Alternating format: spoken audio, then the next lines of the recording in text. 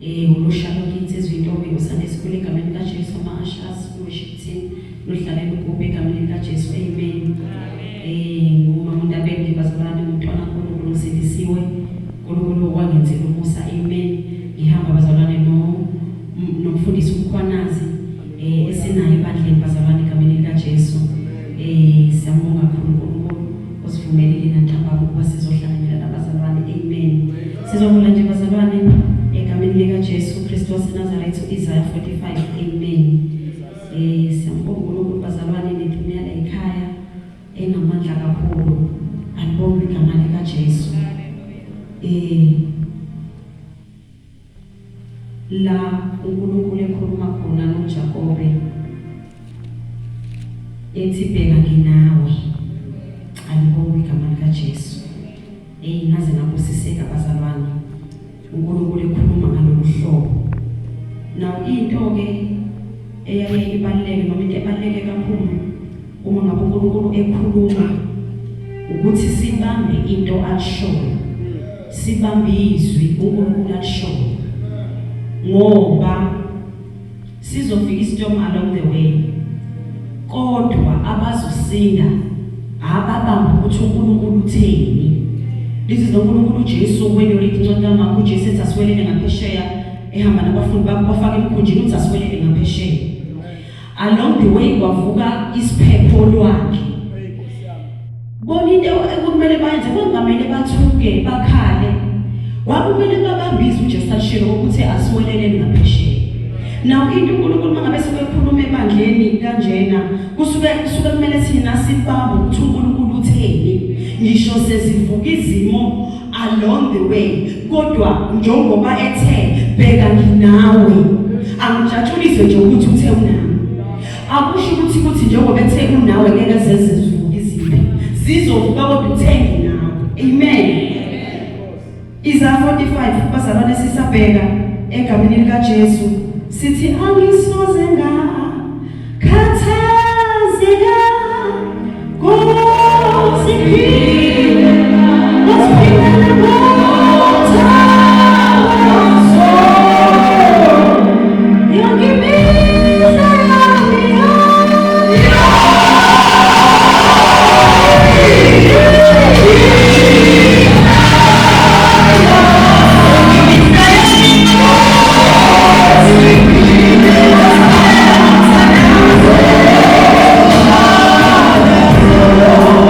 Libera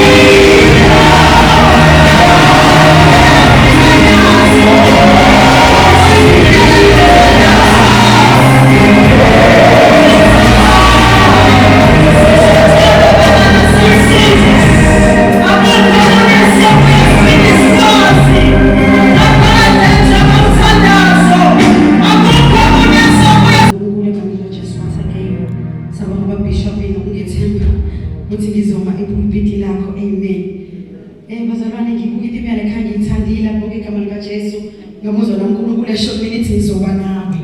Alibonga igama lika Jesu.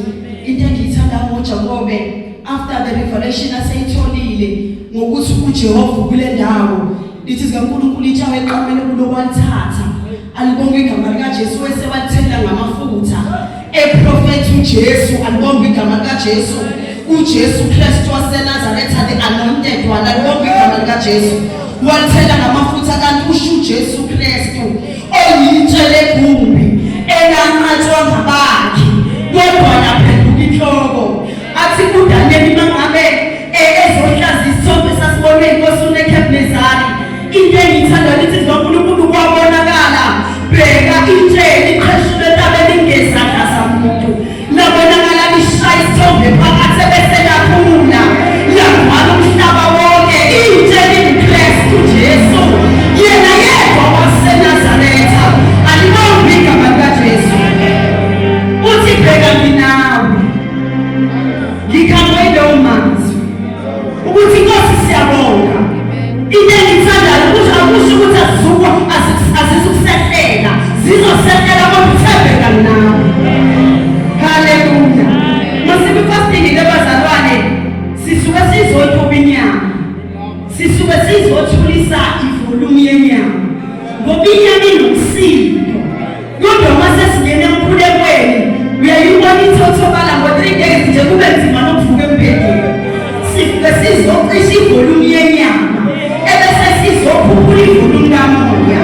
Ngoba kade kathi umoya wethu awulanga, umoya wethu awukhathali, into ekhathala yinyama. So masike sesingene emkhulekweni sisuke sizoyitshela ukuthi lalela kahle kahle inyama na umuntu omusayo umoya. Umoya wethu awukhathali awulambi, wena nyama olambayo. Therefore uzothoba-ke ngoba umoya wethu uyavuka. Amen. Into ebalulekile bazalwane ukuthi mangena emkhulekweni ungazirobhi. Make sure ukuthi uyangena. Alibonga igama lika Jesu. Emkhulekweni kasizile ukuzobheka uNkulunkulu ukuthi Nkosi nami ngihambile 21 days ngifuna imoto. Emkhulekweni kahle kahle senzela thina ukuthi Nkosi eyikhisile ivume isithalo ngiwena mangingashoni kuzo. Emgodini engihambele uSathane mangingashoni kuyo. Ey'mpini zonke baba nginqobele. Amen. So when we robile, you will bear the consequences of your fasting. Amen. So sambuza uNkulunkulu bazalwane sipha amandla egameni lika Jesu. Labazalwane siyafunda uIsaiah 45 egameni lika Jesu Kristu waseNazaretha from verse 1 to verse 7. Amen. Ngizocela ufundele usitholile egameni lika Jesu. Amen. Kufundeka kanje. Usho kanje uJehova ogcotshiweyo wakhe kuKoresi, osandla sakhe sokunene ngisibambile ukuba ngahlule izizwe phambi kwakhe. Ngithukulule izinkalo zamakhosi, ngivule iminyango phambi kwakhe. Ngithukulule izinkalo zamakhosi, ngivule iminyango phambi kwakhe, amasango angabe esavalwa. Mina ngiyakuhamba phambi kwakho, ngihlelemba magebugebu, ngaphule izivalo zethusi, nginqume imigoqo yensimbi. Ngiyakunika ingcebo yobumnyama nemfuyo ethukusiweyo ezindaweni ezisithekileyo, ukuba wazi ukuthi nginguJehova okubiza ngegama lakho, uNkulunkulu kaIsrayeli.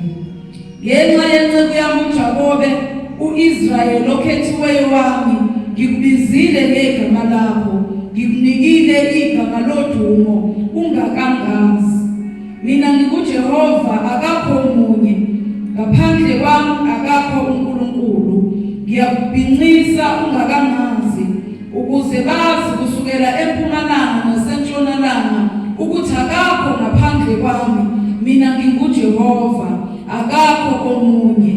Yimi engenza ukukhanya nengidala ubumnyama, ngenza ukuthula ngidala okubi.